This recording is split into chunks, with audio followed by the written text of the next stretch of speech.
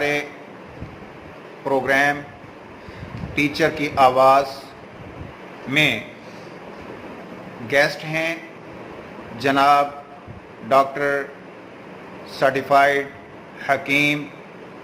عبدالواحد صاحب، جو کہ ہمارے پرائیویٹ ٹیچرز کی آواز پروگرام کے توسط سے آج اپنے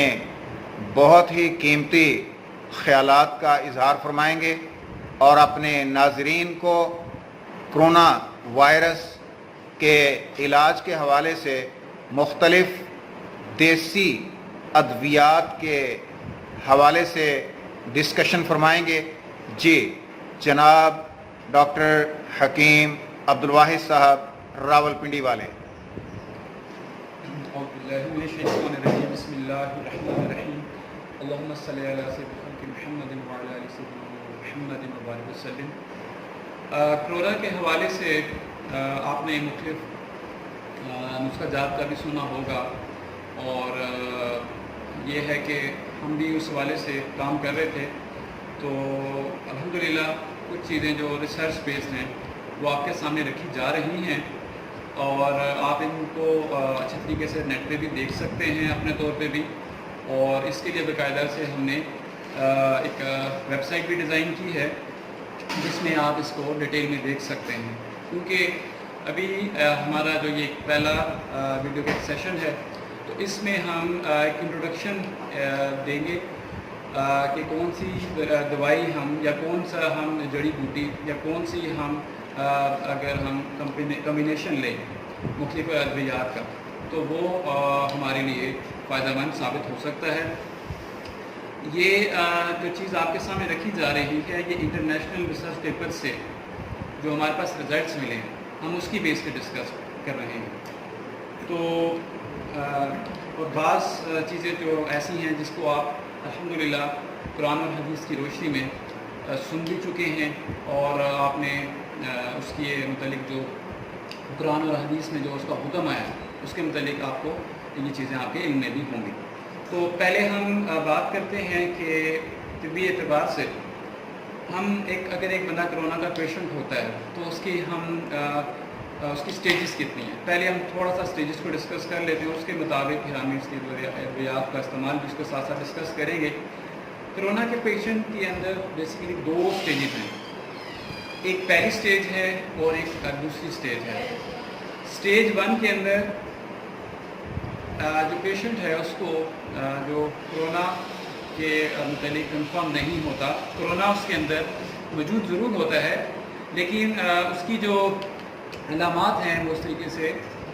ظاہر نہیں ہو رہی ہوتی کہ جس کی بیس پہ ہم یہ کہہ دیں گے کہ یہ مرض جو ہے کرونا سے انفیکٹڈ ہو گئے، لیکن جب وہ سٹیج 2 پہ جاتا ہے تو اس کو بغیر لیب کے بھی ہم 50% یا 60% اندازہ ہم اس بات پہ پہنچ چکے ہوتے ہیں کہ یہ بندہ کرونا کا پیشنٹ ہے۔ پھر ظاہری بات ہے جب ہم اس کا ٹیسٹ کرواتے ہیں تو اس کے بعد ہمیں پھر کلیئر بھی ہو جاتا ہے کہ یہ واقعی کرونا کا پیشنٹ ہے۔ جو سٹیج 1 ہے اس کے اندر گلے کا خراب ہونا، گلے کے اندر خراش پیدا ہونی، وہ خراش بڑھتے بڑھتے پھر بخار کا باعث بھی بن سکتی ہے، اور جو کرونا کی میں نے رپورٹڈ ڈیٹا دیکھا ہے ریسرچ پیپر میں، اس میں 3 سے 4 علامات جو بیسک علامات ہیں کرونا کے پیشنٹ کی، اس میں اس کے گلے کے اندر خراش، بخار کا ہونا اور اس کا سانس رکنا، یہ بھی ہے۔ نزلے کی جو کیفیت ہے وہ ہر کرونا پیشنٹ کے ساتھ ہم نہیں جوڑ سکتے، کیونکہ تقریباً 25,000 سے زائد یا 20,000 سے زائد ایک چائنیز ریسرچ پیپر کے مطابق جو ایک رپورٹڈ ڈیٹا ہے اس میں انہوں نے ڈفرینٹ ہاسپٹلس کے اندر گئے تھے اور کرونا کے پیشنٹس کا یہ رزلٹ دیکھا تھا، تو اس کے مطابق یہ تھا کہ یہ جو نزلے کی جو کہ کنڈیشن ہے وہ کرونا کے پیشنٹ کے لیے 100% ثابت نہیں ہے۔ پھر بخار جو ہے بخار جو ہے وہ اس میں پایا گیا، 90% سے ابو پیشنٹس جو تھے جو کرونا سے انفیکٹڈ تھے انہیں بخار پایا گیا ہے، اور اس کے علاوہ جب سٹیج 1 سے وہ باہر جاتا ہے تو اس کا سانس اکھڑنا شروع ہو جاتا ہے، جسے ہم ہائپوکسیا کہتے ہیں۔ ہائپوکسیا کے صرف وہ اسٹیج ہے جس میں اس کا سانس اکھڑنا شروع ہو جاتا ہے، اس کے پھیپھڑوں میں جو آکسیجن کا جو عمل ہے وہ کمزور پڑ جاتا ہے، آکسیجن کیونکہ پھیپھڑوں کی ایک ریکوائرمنٹ ہے، تو جب وہ پھپھڑوں کی جو آکسیجن کی انٹیک ہے وہ جب پوری نہیں ہوتی تو وہ ہائپوکسیا کے اسٹیج پہ چلا جاتا ہے، جس کے کیس میں وہ سانس اٹھانا، اس کا سانس اکھڑنا شروع ہو جاتا ہے۔ اس کے بعد ہم پہلی سٹیج کے اگر ہم بات کریں، پھر جب یعنی کہ جب چلے ہم سٹیج 2 ہی کو اگر آگے اس کو لے کے چلتے ہیں، تو سٹیج 2 کے اندر ڈاکٹر صاحب یہاں پر ایک کویشچن کرنا چاہوں گا جی کہ آج کل جو سننے میں آ رہا ہے اور بہت زیادہ لوگوں کو ٹائیفائڈ بخار ہونا شروع ہو چکا ہے، اور یہ بھی سننے میں آیا کہ پہلے بیسک جو ہے یہ اس کی کرونا کی پیشنٹس کی وہ یہی ٹائیفائڈ جو ہوتا ہے، اور اس کے بعد یہی ٹائیفائڈ جو ہے کرونا میں کنورٹ ہو جاتا ہے، یہ بات کس حد تک درست ہے؟ دیکھیے، کیونکہ ہم ابھی ایک ایسی سٹیج پر ہے جس پہ ہم 100% کسی بات پہ ریلائی نہیں کر سکتے کہ نزلہ شرط ہے یا بخار کی کون سی قسم اس کے ساتھ جڑی ہے، لیکن ہم یہ ضرور کہہ سکتے ہیں کہ اب ہمارے اس دور میں ہمارے لیے ایک لیب کا آپشن بھی موجود ہے، ایک لیب ٹیسٹ کا۔